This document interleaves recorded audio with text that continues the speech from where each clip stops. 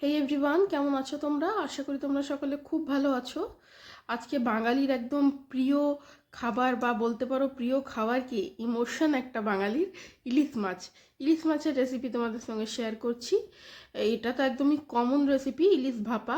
তাও আমি শেয়ার করছি যে অনেকেই হয়তো নতুন সংসার শুরু করেছো বা নতুন নতুন রান্না বান্না করছো, শিখছো, তো তাদেরকে হয়তো এটা হেল্প করবে রেসিপিটা দেখলে। তো দেখলে আমি এখানে ইলিশ মাছটাতে নুন হলুদ মাখিয়ে রেখে দিয়েছিলাম। দিয়ে এখানে আমি নিয়েছি 1 চামচ পোস্ত, 1 চামচ কালো সর্ষে, 2 চামচ সাদা সর্ষে, লঙ্কাটা নিজের পছন্দ হিসেবে নেবে, আর সামান্য নুন আর অল্প করে হলুদ নিয়েছি।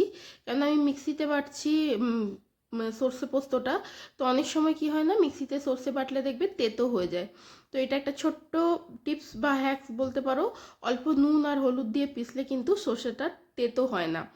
তো তাই জন্য আমি যখনই সর্ষে পিষি একটু হলুদ বা নুন দিই নিই। তো এখানে পিষা হয়ে গেছে। আমি একটু মানে টাইট, জল কম দিয়ে টাইট করেই পিষেছি। প্রথমে পাতলা পিষে নিও না, জলটা অল্প করে দিয়েই পিষো। আর পিষা হয়ে যাওয়ার পরে আমি একটা টিফিনে বক্সে নিয়েছি, যে এই টিফিনটাতে আমি ভাপাবো। তো আগে বাটাটা সব নিয়ে নিলাম, সর্ষে পোস্ত বাটাটা। তারপরে ওই 2 থেকে 3 চামচের মতন দই দিয়েছি। তোমরা যদি দই না দাও তবে একবার দই দিয়ে দেখো, টেস্টটা কিন্তু খুব ভালো হয়। আরও সামান্য একটু নুন আর হলুদ দিয়েছি, খুব বেশি দিইনি, কেননা মাছেও আমাদের নুন হলুদ লাগানো আছে। আর সর্ষে পেস্ট করার সময়ও কিন্তু আমরা নুন হলুদ দিয়েছি। তো তাই জন্য অল্প করেই নুন হলুদ দিলাম। আর 2 চামচ বড় চামচের আন্দাজেই আমি দিয়েছি, কিন্তু 2 চামচ বড় চামচেরই হবে সর্ষের তেল দিয়েছি। দিয়ে কিন্তু সবগুলো ভালো করে আমি মিশিয়ে নিয়েছি। তারপরে এক এক করে আমি মাছগুলো টিফিনের মধ্যে দিয়ে নিব। তোমরা যদি টিফিনে করতে ভয় পাচ্ছ বা সেরকম ব্যবস্থা নেই, করতে পারছো না, কেননা এখানে একদম ভালো টাইট যেটা ঢাকনা থাকবে টিফিন, সেমনি ইয়েতে করতে হবে টিফিনে, যেন জল ভেতরে না ঢুকে যায়। তো সেই জন্য যদি সেরকম অসুবিধা হয়, কেন আমার এইটা অসুবিধা হতো, আমি পারতাম না শুরু শুরুতে, তখন আমি কি করতাম, সেম প্রসেস কিন্তু কড়াইয়ে করতাম। একদম সামান্য জল দিয়ে ঢাকা দিয়ে সিম আঁচ করে রেখে দিতাম 20 মিনিটের জন্য। হয়ে যেত, কিন্তু পুরো টেস্ট ভাপার মতনই হতো। আর তোমরা যদি চাও নারকেল কুড়ো দিতে তো নারকেল দিতে পারো, বা সর্ষে পেস্ট যখন করছো তখনও নারকেল কিন্তু পেস্ট করে নিতে পারো। নারকেল দিলেও ভাল লাগে, কিন্তু আমি নারকেলটা দিইনি। তো এখানে দেখলে আমি মাছগুলো দিয়ে ভালো করে হালকা হাতে মিশিয়েছি। খুব বেশি জোরে জোরে মিশাবে না, কারণ ইলিশ মাছ খুবই নরম মাছ।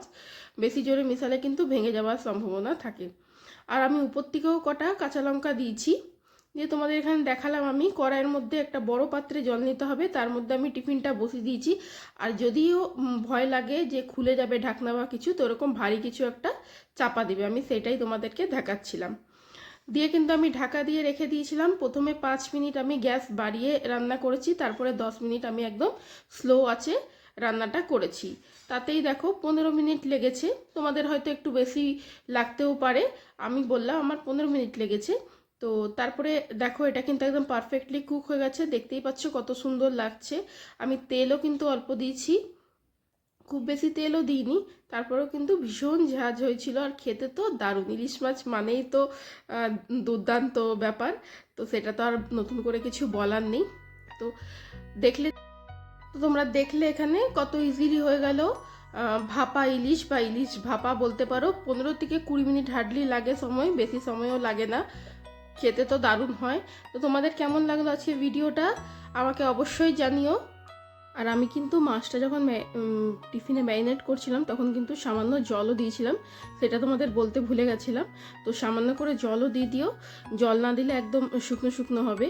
তো আশা করি তোমাদের আজকে ভিডিওটা ভালো লেগেছে। যদি ভালো লেগে থাকে তো লাইক শেয়ার করতে ভুলবে না। সাবস্ক্রাইব যদি করোনি তো প্লিজ সাবস্ক্রাইব করো।